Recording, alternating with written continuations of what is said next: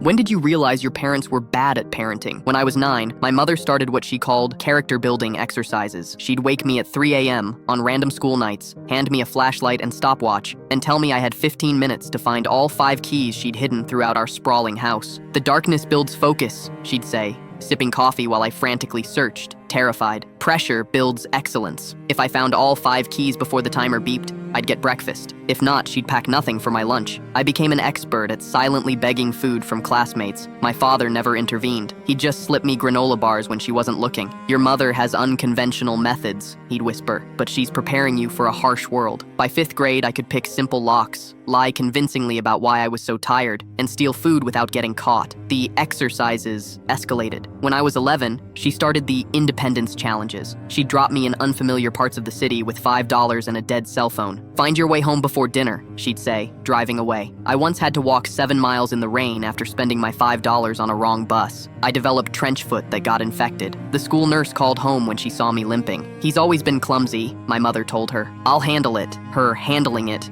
meant teaching me to dress wounds myself, because hospitals ask too many questions. The breaking point came during my 12th birthday. Instead of a party, she blindfolded me and drove for hours. When she removed the blindfold, we were in a forest I didn't recognize. "3-day survival challenge," she announced, handing me a matchbook and a pocket knife. "I'll be back Monday. There's a ranger station 5 miles north if you give up." She left me there, alone, as the sun was setting. I lasted one terrifying night before stumbling upon a camping family. The father looked horrified when I explained why I was alone. "Son, that's not normal," he said gently. "That's not okay." They took me to the ranger station where I learned we were actually 120 miles from home. The rangers called the police. When questioned, my mother was indignant. "I'm raising a survivor, not a victim," she insisted. The police discovered journals where she documented every exercise in meticulous detail. She'd been planning increasingly dangerous challenges, including leaving me on an island for a week. The psychologist explained that my mother had proxy Munchausen syndrome, creating scenarios to